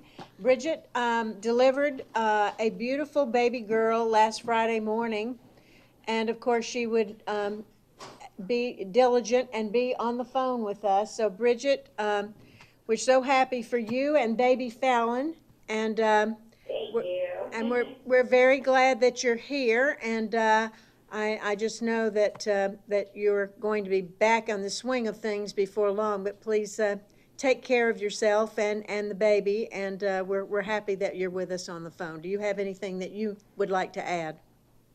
No, I just wanted to thank everyone, and I really appreciate the beautiful flowers the board sent over, and we feel very blessed. But I'm glad technology allows me to continue doing my job, but I will keep it on mute so that there's no technical difficulties. Thank you. And next we have the superintendent's report. Dr. Bowden. Yes, due to the number of special presentations, I'll keep it brief, but we would certainly be remiss if we didn't recognize that today is the first day of the legislative session. And so all eyes and ears are on Tallahassee. There are a number of education initiatives being proposed that are working their way through committees and in various different forms. So we will keep you posted as we work with our lobbying firm, Capital City Advisors. But we are in business in Tallahassee, so things will move relatively quickly here the next 2 months. In that regard, the board had charged staff with setting a meeting with our charter school partners just to keep track and kind of open that line of communication. That meeting has been scheduled for March 12th at 1 o'clock. Steve Crump at the Suncoast Academy has agreed to host that meeting. So we will be sharing the information we're receiving from our lobbyists. We'll be kind of finding out what they're hearing. We will publicly notice that meeting in case board members wish to attend. It's not a command performance, but you're certainly welcome there, and we will publicly notice in case more than one wish to attend that meeting. That concludes the superintendent's report. And I would just add that the Innovations Committee will be meeting, I think, tomorrow, and the full Education Committee in the House is meeting late on Thursday. How many bills are passed in education? 365. How many what? I think there's currently 360 bills being proposed regarding education in the House and Senate. The focus seems to be on education this year. Well, and I think our teachers especially need to be paying attention to what's happening in Tallahassee. I know a lot of them, not a lot of them, several of them received a $6,000 bonus last year for being in the top SAT or ACT scores and highly effective. It looks like that may go away. And also there was it 6 and 800 or 8 and 1200 for highly effective that didn't have the SAT scores. Yes, the current Best and Brightest program provides for an $800 bonus for teachers rated as effective, another $1,200 for teachers rated highly effective, and in addition to that $1,200, another $6,000 for teachers rated highly effective that have an SAT, ACT score at the 80th percentile or higher. So as you've said, a revamp of Best and Brightest seems to be on everyone's radar screen. It was one of the first proposals put forth by the governor. It is in the Senate Bill 7070, which is a all-encompassing education bill coming out of the Education Committee. And so we know Best and Brightest is changing. We've not seen the House initiative, and then the negotiating will begin. But yes, all eyes and ears should be on Best and Brightest. And I know I get information from the State Teachers Association, the FEA United, but our school district, our school teachers union isn't part of that. And I haven't seen where they've sent anything out to their employees, but it is going to make a difference to all of our teachers and what their earnings will be next year, depending upon how this legislation goes. So they need to be paying attention to it and seeing where that goes so that they at least can start planning for budgeting for next year. I do want to go on record that we shared some correspondence with SCTA last week, really anchored in best and brightest, is that our teacher evaluation system is contained in our collective bargaining agreement. Our collective bargaining agreement expires for both instructional and classified on June 30th, and we have made an offer to them to begin the collective bargaining process. And if that were able to conclude by the end of the year, any changes to the teacher evaluation system that they found favorable to their members, we could apply to the 18-19 school year. If we don't conclude negotiations by the end of the year, we do lose the option to apply any changes to the current year. Once the year ends, you have to lock in teacher evaluations. We have not received a response to that offer, but we are ready to begin the bargaining process. Mrs. Brown? You know, and on that note, there, you know, our last meeting, there was a lot of brouhaha over contracts. You know, I made an outreach to the teachers union to come to the table and start working with us. And I know I sent an op-ed to the newspaper, but they haven't printed it yet. But I was disturbed to see that, you know, on the 22nd after that meeting, 3 days after the meeting, we got an email was sent out from the union, you know, telling the teachers union that, you know, how we're going to just strip away all their rights and take the rights away from our classified and start contracting out, and that they were going to rock the foundations of the school district. That is not on my radar, and in my discussions with the superintendent and the head of our HR department, that's not on any of our radar. I haven't talked to my other school board members about it, but, you know, it's not on the superintendent's radar. So, you know, come to the table and talk. I mean, we owe it to our staff to have these discussions, because it is going to be very important on how I mean, we're not the ones that are paying by merit pay, it's the state. And, you know, like it or not, you know, it can mean, you know, nothing to $9,000 to $10,000 for our teachers. And I think we need to be at the table discussing how that's that, and I think the union and the teachers need to be watching how that goes, and perhaps even letting their legislators know how they feel about it. It's very, very important. I mean, to me, $10,000 up or down for a teacher would be very, very important, and I think we need to all be paying attention on that, and maybe talk about it at every meeting where these things are going. Yeah, I think we should too. I think we should be looking very carefully at what's coming down the pike. We've got a lot of career and technical issues that are coming up, along with best and brightest, and then, you know, the issue with vouchers, a 1,400 and a 1,900 student issue, one of which would impact us greatly. So I think we all have to be vigilant and look and see what's going on in Tallahassee. And tomorrow starts. And a good point is our summer learning program is moving forward. Yes. But I know that the chambers of commerce and mayors across the state have come forward and said they want the state to do something on early learning. You know, especially, you know, 3- and 4-year-olds to help them be prepared for when they come to kindergarten, which is another good step forward. But again, there's only so much money, and you know, I think they can't hear enough how important it is to support our public schools. And any of you that want to, you know, let that word go across, that's what we're needing. Thank you. It's been a good bit of the day watching the governor and the House and the Senate with their flowers at their desks and talk about the State of the Union. So we'll be interested to see how this session follows. Mr. Robinson. Yeah, I just want to point out, like Ms. Brown said, you know, the summer learning did go through the first committee. In one house. But that's moving. Right, and so they've been very supportive of it. I mean, I don't know what legislators you speak to, but they've all been extremely supportive of that. And so I think that that's being looked very favorably. And to Ms. Brown's point, you know, I want to make sure that when we're, you know, talking to our teachers and looking at things that we have in the back of our mind, the recruitment and retention presentation that we had, and knowing how important that is, and knowing how important stability in the workplace is. And so I agree with Ms. Brown on those issues. Anything else? Then let's move on into the hearing of citizens.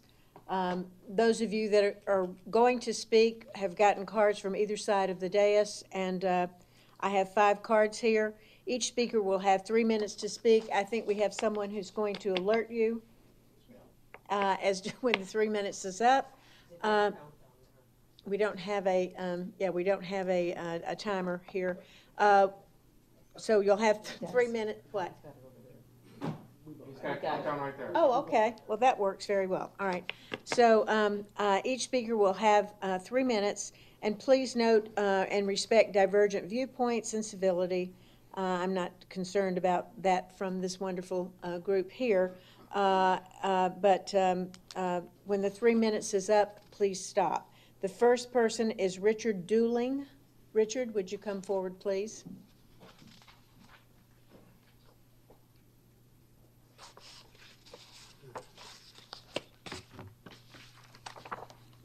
Good evening, everyone. I'm Richard Dooling. I'm a parent of a Venice High School senior, and I'm here to discuss the fear and retaliation at Venice High that parents and students live with. I have written every board member on this issue of my daughter being bullied by a coach and the threats that followed by the coach, the athletic director, and a vice principal. I received one response, and it was basically said, "I'm sorry the coach upset your daughter, but the school will have to handle this." This is the same school and administration that had already threatened consequences if we spoke out on this matter. That did not give me confidence this would be dealt with, but just swept under the rug, as it has with other parents. Others wanted to stand with me, but have seen how my daughter and I have been treated, being told that if the conversation left the room, that in the office that we had the meeting in, my daughter would pay a higher price. There is much more to this story. I am just shocked on how it has gone and the seeming lack of concern. That's all I have. Thank you.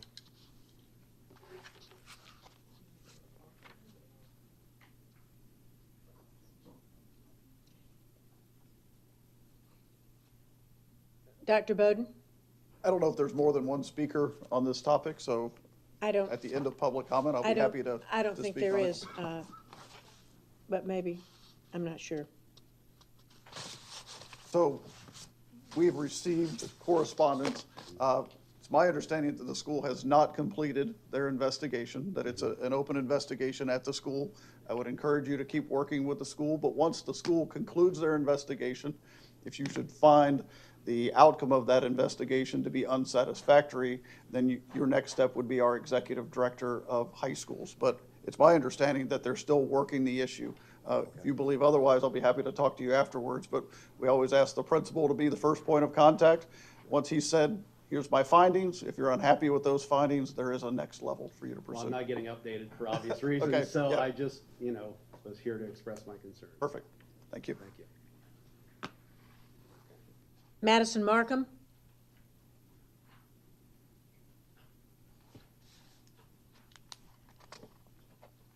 Hi. Is this one? No, that's not on. Oh,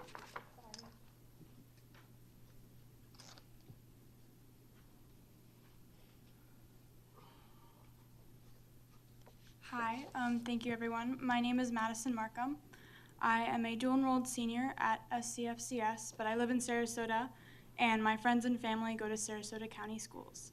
I'm also a member of Team Enough, which is a student-led organization that aims to end gun violence of all forms within our communities. I am here today to strongly urge the school board members to pass a resolution to not arm public school teachers as allowed through SB 7030, which is about to be heard by the Senate, within the Sarasota County School District. Over the course of my 18 years of life, I have lived in 3 different states and thus gone to several schools as I have moved. In none of those schools, regardless of how much I loved my teachers, I would not feel comfortable with any of them being armed. It's not because I wouldn't trust my teachers, it is that the reality we face in this country today is that firearms in our schools potentially open the door to tragedy, and I don't want that door to be opened within our community. As a student, I acknowledge the many hats that our teachers must wear. They are educators, yes, but oftentimes take on roles for their students that is much like that of parents, nurses, therapists, coaches, and friends. Their job is so much more than curriculum, and they help shape our future generations into outstanding citizens. For them to focus on the training and then implementation of being armed is to take away from the time and attention that they spend on us students. With the introduction of frequent active shooter drills, armed guards on campus, more mental health resources, and other measurements, our schools already have safety precautions and preparations that make us feel protected. But arming teachers has the potential to make our schools feel more like prisons, not havens for learning and fun.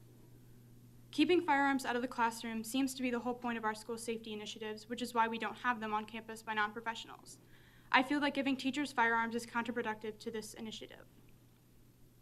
A recent survey done by Florida Atlantic University shows that 37% of Floridians support arming teachers. That means everybody else doesn't. I have yet to meet a student who agrees with the notion that teachers should be armed. In fact, it seems to me that the only advocates for arming teachers tend to be adults, not students. Please listen to us students on this issue. Our voices matter. I understand some, or all of you, I don't know, I haven't spoken with everyone, supports the notion that teachers should not be armed, which is why we are, and with Lynn, are imploring you to pass a resolution to not arm teachers. Not only will you be protecting our schools from harm, but also leading the way for other counties to pass resolutions as well. Thank you.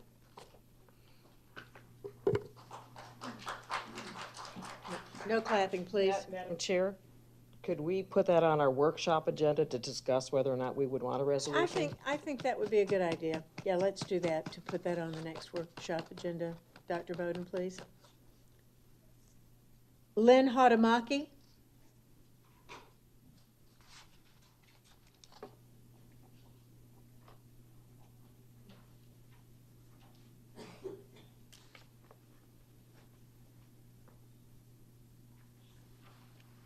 Good evening, Superintendent and board members and our student representative. Thank you for giving me this opportunity to speak tonight. My name is Lynn Haudamaki, and I was educated in Sarasota County School District, beginning at Gosio. Most of my years were spent at Pineview, and I graduated from Sarasota High School. I am especially proud to be a retired Sarasota County school teacher. I taught at Gulfgate Elementary for 15 years with dedicated individuals, dedicated to student growth and achievement and student safety as well. As you know, Senate Bill 7030 is making its way through committee in Tallahassee. This bill would allow districts to arm teachers per the Guardian Bill. Arming teachers presents its own unique set of dangers, potentially making a gun available to every student in the school. Guns have no place in the hands of teachers in our schools. So I'm here today to respectfully ask you to consider making a formal resolution to not let teachers be armed should this bill pass. This has already been done in Leon County, Hillsborough County, and Broward City Schools. Arming teachers is opposed by the American Federation of Teachers, the National Education Association, as well as the National Association of School Resource Officers. These professional organizations know the risks of arming teachers that will make to students, teachers, as well as to law enforcement and the school community at large. The questions that surround the reality of harming teachers is overwhelming. Would teachers leave their students to pursue an active shooter? Would they carry or store the weapon? Would responding officers identify a teacher as the active shooter? The possibility of friendly fire in a chaotic shooting situation is very real, not to mention the liability of arming teachers. I, for one, would not teach in a school where teachers were armed. Sarasota County Schools has worked diligently to harden their schools, to begin their own internal police force, and have even considered adopting Sandy Hook Promise programs.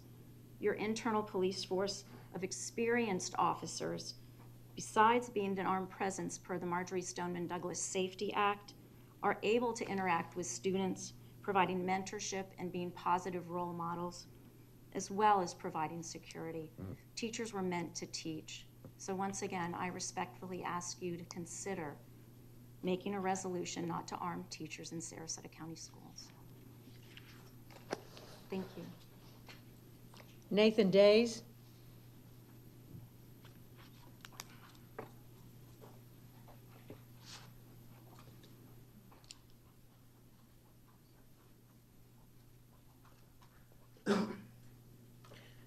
Good evening, board members. My name is Nathan Davis. I am a resident in Sarasota. My daughter is a 6th grade student in Sarasota.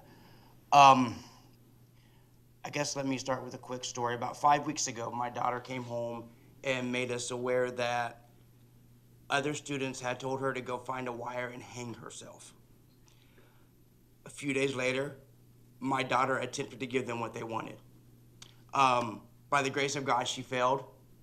A month after being in the hospital, we finally have her beautiful smiling face back with us in our household. Within that month, we went to the board to talk to the sheriff to see what can be done, what kind of justice we can get for bullying. There is no laws on the books.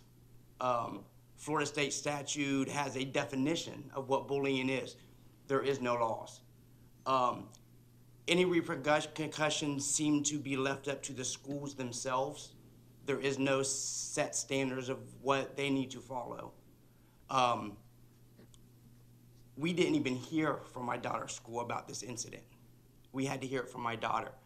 Me and my wife both sent emails to meet with this principal and the schools to no avail. My daughter's scared to death to go back to school. We are homeschooling her for the rest of the year. Thankfully, Miss Katrina Ward at the board helped us get that situated. But there needs to be something done. You know, whether it's a reporting system per child, when they get so many reports, an intervention needs to be done. We are teaching our children that are victims to dismiss or learn to just deal with what happened while there's no punishment being done to the children that are doing this. And if there is, we're not led to know what that is. I understand to an extent privacy reasons, but no student's privacy of what kind of punishment they receive should trump the life of another student that they're affecting that might be taking from us. This is going on with more families, not caring to mention them, but something has to be done. There has to be some type of regulations put in place that we can stop this before it gets too far.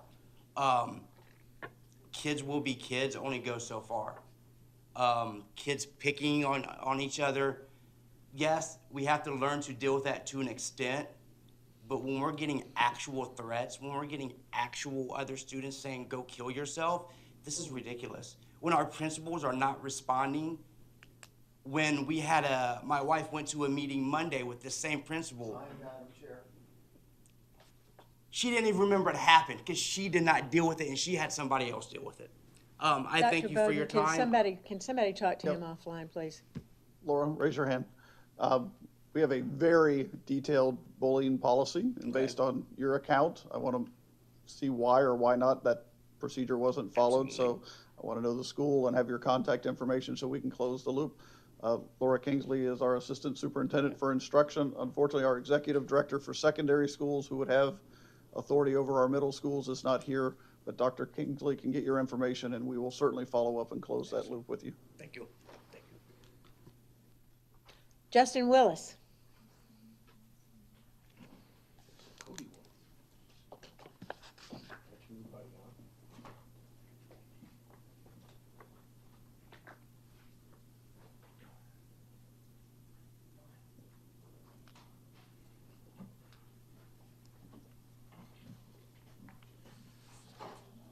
Justin Willis. Do I have to give my address? No? Okay. Sorry. I'm used to being in here for the commission meeting. I feel like I should be following the rules. So I purposely am going to avoid 3 things that I came in to talk about. I'm going to skip over it, but I do want to leave one thing. Avoiding talking about it, but somewhat talking about it. When you negotiate with the teachers, please consider having a discussion about covering all the family's insurance, as we've set a precedent for that being part of the conversation. I wasn't gonna bring it up, but Ms. Brown brought up the contract, so it kind of weighed on my mind. Please consider making that part of the conversation. We've now set a precedent to the teachers that this is something that they can kind of expect to negotiate with by the precedent that was set. Please keep that in mind when you go to negotiation with them. Moving on from that, I want to invite you guys out to Cranberry Elementary School on March 12th at 10 a.m. AMVETS 312 is donating a flag to the school, and they are going to do an official flag raising ceremony at Cranberry March 12th at 10 a.m. Madam Chair, we had spoke about, I apologize, I have a list of a bunch of stuff, so I'm going to try and make them as short and quick so I can get through all of it. We had discussed the Northport Advisory Board. I just want to see where we're at on that. If we can make it a formal conversation here, especially while we're in Northport, I think that would be a great opportunity. Cranberry is amazing. There is nothing more I can say about our school. It is by far something that I am extremely proud of in our city. We are doing amazing things in amazing ways for these kids. It is truly a school that has realized that community partnerships is extremely beneficial to this district. So I just want to shout out Mr. P. We could not ask for a better principal. I mean, it's sitting in that meeting when the teachers and us parents were finding creative ways of saying, we only want somebody that lives in Northport. Do not consider anybody that doesn't. We had a very specific reason. There is no better person that could have filled Linda Daniel's shoes than Mr. P. Ms. Zucker, we spoke about 3 years ago about a playground for the VPK program at Cranberry Elementary School. It has been 3 years. That playground equipment is still there. It is now past that 12-year period by about 2 years that you had mentioned to me. So if you could please follow up with that, I'd greatly appreciate it. There was a conversation about the booster programs. Ms. Brown, I want to thank you for what you said in recognizing the difference between Northport and the rest of the district. Northport is a very different animal. Our parents are the working class. We don't have the arts programs to offset the funding that we do. We don't have, the Main Street district that's, may I ask for an extension of time? No. Okay, thank you. Not allowed, but I will talk to you offline about some of these issues. Be happy to do Awesome. so. Thank you very much. Thank you. Next is Linda Yates.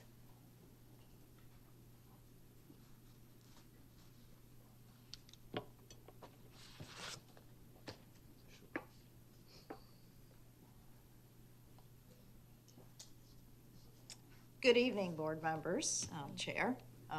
Great to see you down here. Welcome to Northport and also to the audience.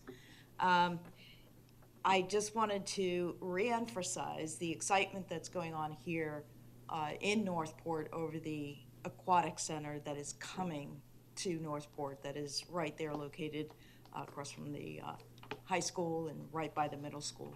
And I look forward to the conversations that, we started many years back. And this is coming to fruition.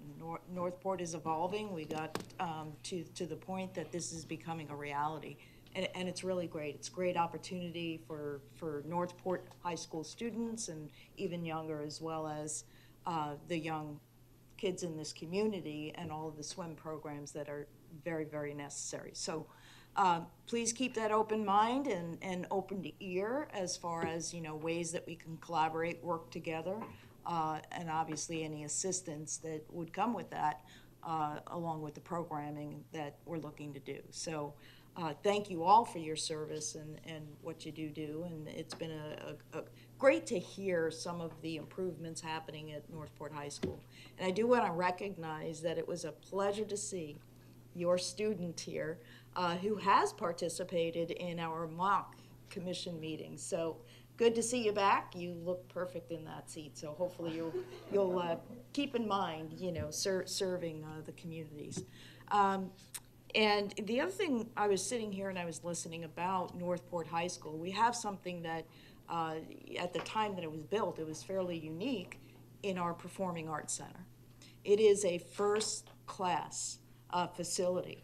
But also what happens with that is because it's at a school facility, it's not necessarily the widely known. The awareness is maybe not there that we have this phenomenal place, which was through the collaboration of the school board and just the way that the Suncoast Technical College came to fruition. So there's many examples of how you all in our city and city leaders work together with the community to do these wonderful things.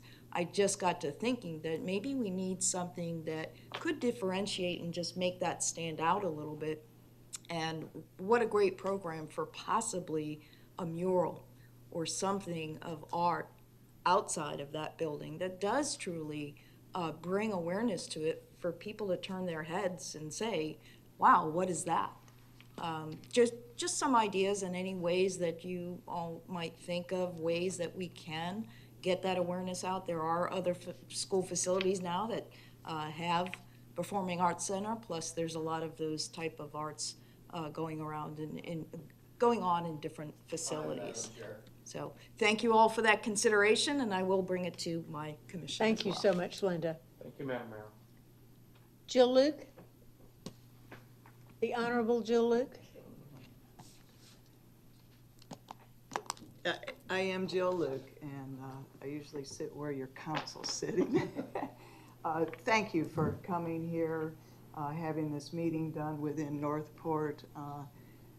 Words can't express the pride that I feel within my heart for the excellence of our staff, of our students. I'm just so proud. It's emotional to have the pride that we have and to see the excellence that comes through our students and the success that they have. And thank you. Thank you for that. We're not a red-headed stepchild. We're a leader, and we're showing it. And I'm very proud of that leading that we're doing. We will never be a red-headed stepchild.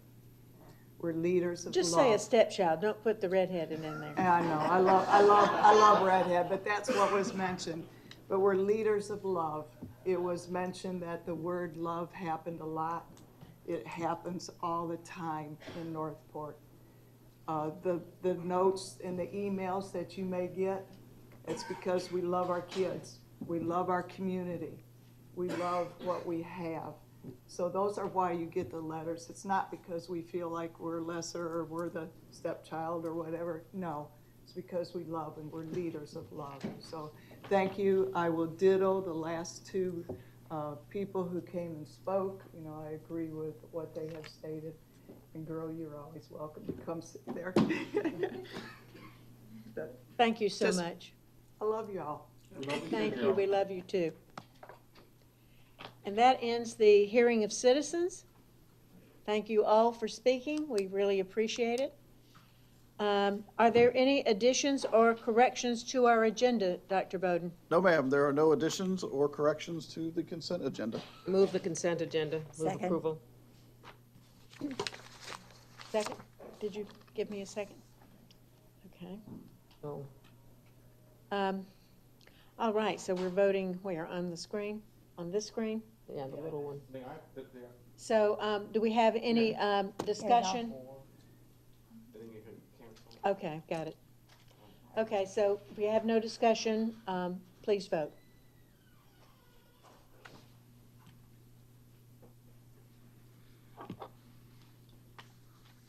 We have a new system. It's a little different. Aye. Did it work? Yeah, mine did. I mean, that part did, but I don't get any totals here. The Madam consent Chair. agenda passed 5-0. Is that correct? I believe that Ms. Ziegler needs to Ms. vote audibly. Mrs. Ziegler, did you vote?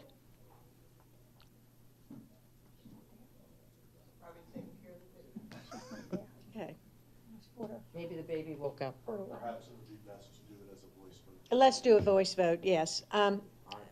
Mr. Robinson? Yes, ma'am. Mrs. Zucker? Yes. Mrs. Brown? Yes. Mrs. Ziegler? Yes. And I vote yes, it carries unanimously, 5-0. I would move that the amendment to the Charter for Student Leadership Academy be approved as presented. Do I have a second? Is there a second?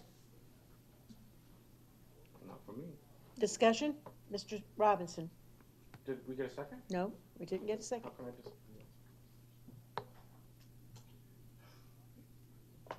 Want me to talk?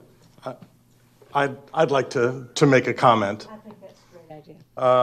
This item is to consider the amendment to the charter of the Student Leadership Academy, which is a high-performing charter school. High-performing is a designation established by the legislature, and a charter school has to meet certain standards to be labeled high-performing by the state. And the Student Leadership Academy is, as defined, a high-performing charter. So that's not my subjective opinion or the superintendent's subjective opinion. That is something that a state designation. The legislature has given special rights to high-performing charter schools. One of those is to authorize it to increase a grade level, to expand a grade level if it so chooses. And that is what this amendment is about, expanding from 6 through 8 to add grade 9. The legislature has limited the discretion on behalf of school boards to consider those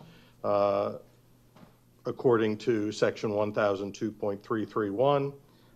It says, I won't read it verbatim, but basically high-performing charter schools are authorized to such an expansion as long as they can do it within the confines of their facility, which I don't understand is an issue here, and that the school board, they have to notify the school board, and the school board has 90 days to amend their charter. So that's what's being presented here. Obviously, your school board members, you can do what you wish, but it's my job to tell you what the statute requires in this context. Well, I understand that the statute does require, or does say that they can do this with or without our approval, but we are actually asking the school board to distinguish that. We have Mrs. Zucker, who made a motion. Mrs. Brown, do you have something to say? I do. I know they're allowed to do this, perhaps. The law says they can expand a grade, but I don't agree with them. I haven't heard any resounding reason why they need to do this. They say that to help those students who aren't prepared to go on to high school. Well, one of the jobs of a middle school is to prepare their students to go on to high school.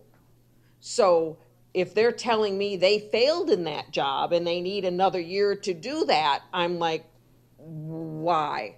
And I received, that argument came to me from the public sending this to me, and I'm like, exactly.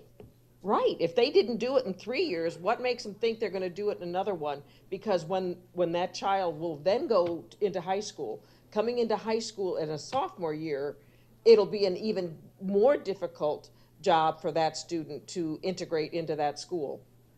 So I don't think it's in the student's best interest to stay in that school a year, whether it might help the school fill some empty seats, but I don't think it's in the best interest of the child and the student, and I think that's what we need to be looking at, is what's in the best interest of the student, not what's in the best interest of a high-performing charter school. The charter school is doing a good job, or at least I thought it was doing a good job, but now if they're telling me they aren't preparing their students for high school, I then wonder, why aren't you doing that? So I would think that they would have to, and I don't know, they get the high performing for some of the grades they give, but I think it's more than just grades, what you have to do in a school. You've got to prepare them for the future. Mrs. Zucker? I made the motion not because I believe in it, because I made the motion because I don't want to encumber the board for a lawsuit, because we will have to pay our own attorney to defend us, and we will have to pay the plaintiffs attorney as well. So rather than doing that, I've made the motion. I don't believe it's in the best interest of students to be, to not move ahead into high school in ninth grade. I think you should stay with your cohort because you have friends that are going to the high school, and you lose that touch. It's just not going to be the same. But at the same time, we have to decide, do we want to spend money on a lawsuit? Because there will be a lawsuit because it says we shall. And it's different than you may, you can think about it or whatever. You shall. Mr. Robinson? Yeah, like I've said many times, I agree with Ms. Brown, but I think I agree with her for a different reason. Student Leadership Academy is not just a good school, it's a great school. I think they do a wonderful job. I know teachers who work there. I know students who have gone there. I know parents who have put their kids there. I've known parents who were worried about some of the, district managed public schools, and they wanted a smaller size, and SLA fit the needs of those parents well, and they were very satisfied, and they were very well adjusted. In fact, we've had a couple student representatives sit on our board who graduated from SLA, ended up becoming president of the student class a couple years ago. But I understand Ms. Zucker's point about the lawsuit. And so I take my responsibility very seriously about the fiduciary oversight. But even more seriously, I take the issue of educating the children. And so I've had the opportunity to sit in on a lot of the charter review process and the charter review committee. And I think our staff does a wonderful job vetting those charter applications, making sure it has the right curriculum, making sure that it's financially sound, making sure that all the resources are needed. And I think adding on to a high school in ninth grade is a rather unique experience. I don't think it's the same as adding from elementary to middle school. I think high school is distinct and different level of curriculum issues than from a middle school. There's the tracking of grades, there's the advisory process, there's the plug-in with the high school to make sure that those kids who go to SLA, the ninth grade, and how they're going to integrate into that system. Will they have honors programs? Will they have AP classes? When you start talking in a high school, I think a lot of those issues come up, and I would have felt a lot better about this issue if it had gone in front of the Charter Review Committee and had been vetted through that process, because I know how diligently staff does during that Charter Review Committee process, and I would have had more faith in this and doing this. So absent that input from staff from the Charter Review Committee, I'm going to have to agree with Ms. Brown, and I think personally at this point, since we've been talking about it so long, this clearly has failed for lack of a second. I don't know how we could even entertain to see how this motion has not failed for lack of a second, given the time that has passed since the motion was made. Well, I would like to just give some comments because I am not in favor of this either. I've been very close to this school and care a great deal about it, and yet I haven't heard from anyone at the school about this other than a board member a couple of months ago, and I suggested to him that he look at another charter school in the area that had made just this decision, which I was against 2 or 3 years ago. And I said, no, I don't think it's a great idea. And that charter school went ahead and did ninth grade for a year and then said, we're not doing that anymore, and went back. Why do we have more charter schools that are, K-8 is because it's easier to run a charter school in a K-8 than it is in a high school situation. And Only Imagine and Sarasota Military Academy have been successful in high schools. High schools are a big jump, a heavy lift, and students need to get integrated into the school, the high school, and have all the opportunities. If you don't get things done in the 9th and 10th grade, then you are not going to be able to fulfill those career and college opportunities that you need to fulfill in your junior and senior year. It's very costly to put together a 9th grade, and it's very costly to develop that and develop that curriculum, but you will not have the same kind of opportunities that a student would have at Venice High School. Mrs. Brown? I want to temper those comments that I made earlier. I didn't mean to say that the school was failing. It was failing those students that if they don't think those kids can go on. I mean, they're doing a very good job. They're a high-performing school. There's no doubt about that. So I do agree, choke, with Mr. Robinson. You rarely ever say that. But I hope this doesn't lead to a lawsuit. I hope there's another outcome. And that outcome is that the board is concerned about this, because I don't think the school has made a good case to us why we should do this. So maybe they can come to us and you know, somehow make their case on why this is good. But I hope we can send them a message by listening to what we're saying here. Really think about this hard, because, you know, are you sure you're going to have enough students that even want to stay that are going to make it feasible for you? I mean, there's a lot of costs involved. And if you only have, you know, 25, 50, even 100 students in the 9th grade here, it's like, that's going to be a lot of expense you're going to have to put in. And I think maybe the students who think they might be wanting to stay in the school, when they see what kind of courses you're going to have to offer versus what they can get in the other schools, may change their mind. So I hope our action doesn't draw you to a lawsuit, but instead it draws you to rethink what it is you want to do. And if you still want to go forward, come and make your case to us. Mrs. Ziegler? I'm trying to, I can comment without some feedback. Mr. Hardy, I have a question. I know it was stated that this would open us up to exposure for being sued, but in the event this was not successful for approval at board level, what would the process be? They would go to the state for approval? Speak to that?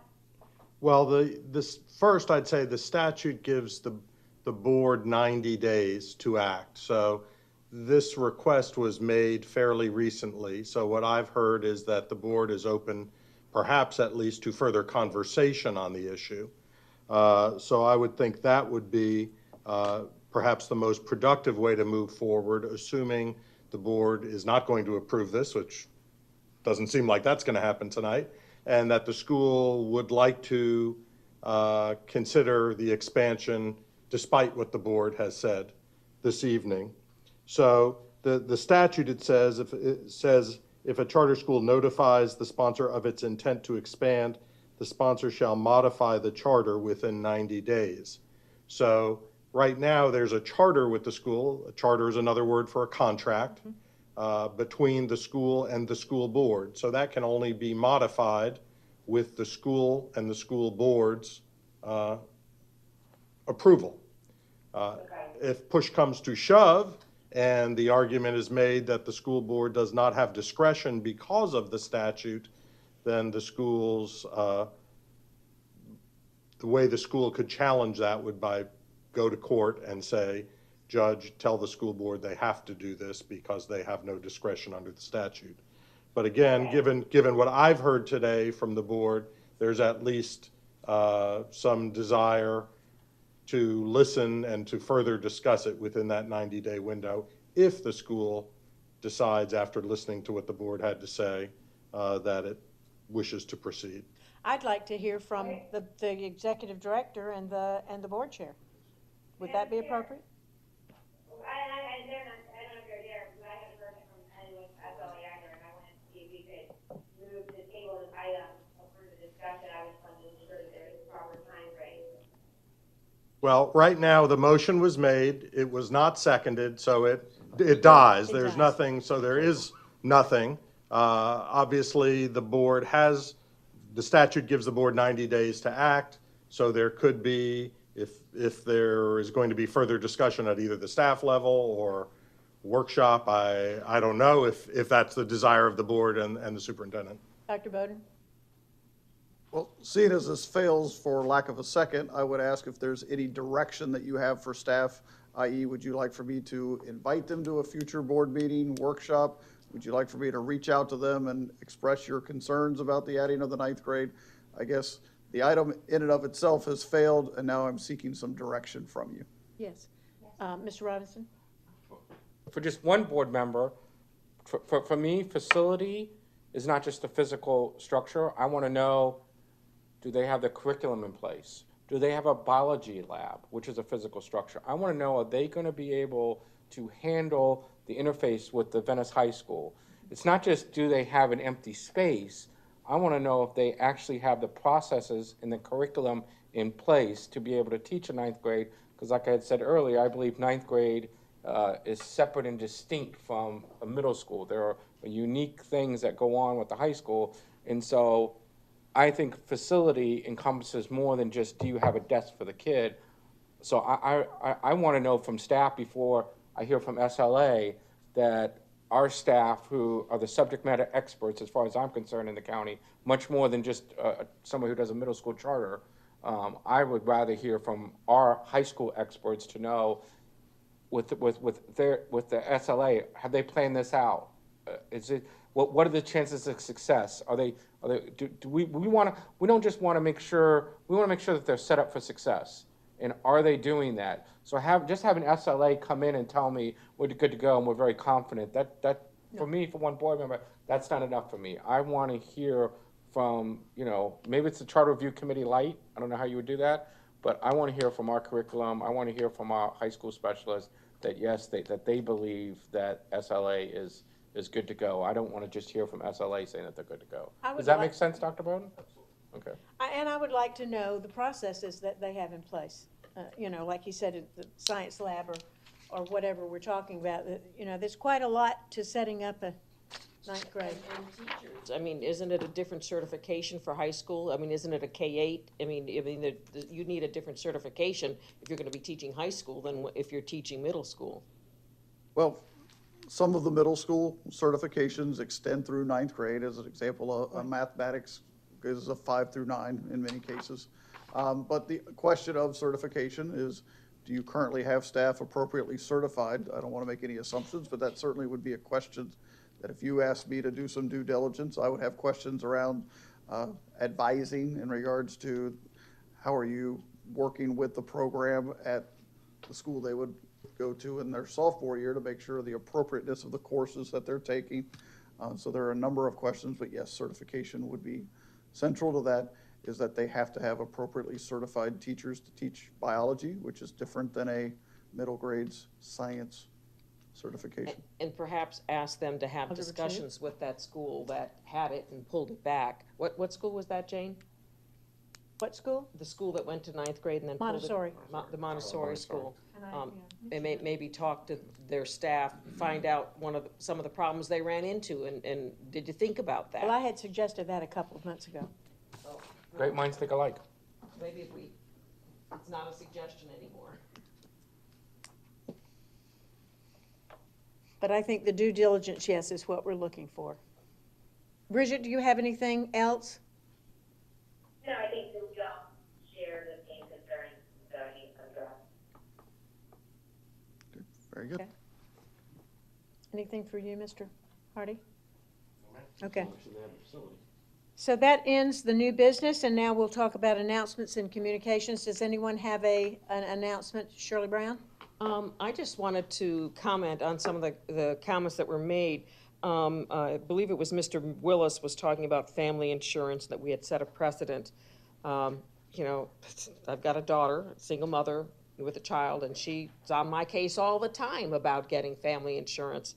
But the problem with that is that, we've got, 5,000 employees? Yes, ma'am. And not all of our employees have families. And when you're talking about giving somebody a benefit that will cost between, I'm talking ballpark, between $8,000 and $20,000 a year, you've got other members that are saying, well, what about me? That's not fair to me. So you have to get something so it's a benefit that only benefits some employees. Maybe we can look at looking at an outside policy that would just be for families that might be more, but we have been thinking about that, but we can't just blanket say we're going to cover all families, because we get kickback from other employees that are saying, it's not fair to me, I don't have a family. So negotiating with one versus negotiating with 5,000 is a big difference. As far as the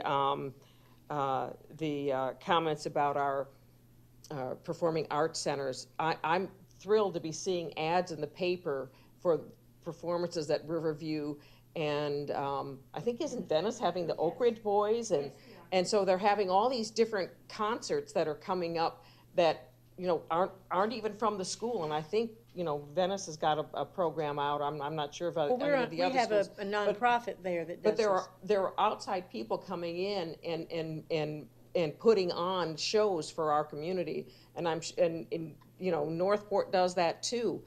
You're wanting some art, I would look at maybe Embracing Our Differences has those large panels. Maybe you could use some of them, even that are done by your students, because I know there are there. But if not, look at something like, have a contest in your school to do something like that, Embracing Our Differences, and talk to them about how they put it up, and those, and maybe have something that goes around. You can talk to them about how they pay for those and all of that. But that might help, or even, you know, have your students do sculptures out there. Might work. Or even members of your community. Thank you. Anybody else? The next monthly Caroline Zucker. Why do you have such a problem with my name? I don't know. Oh, what I just wanted to say is that I never receive a notice regarding anything that's going on in Northport High School. So I go to a lot of plays at all the various high schools, but I never receive anything from Northport. So if you're talking about getting people into and having it open as a community theater, then you need to advertise. If you're not even advertising to your school board, that's a challenge. But we love coming to Northport. Thank you for having us. Yes, thank you very much for having us. It's been wonderful.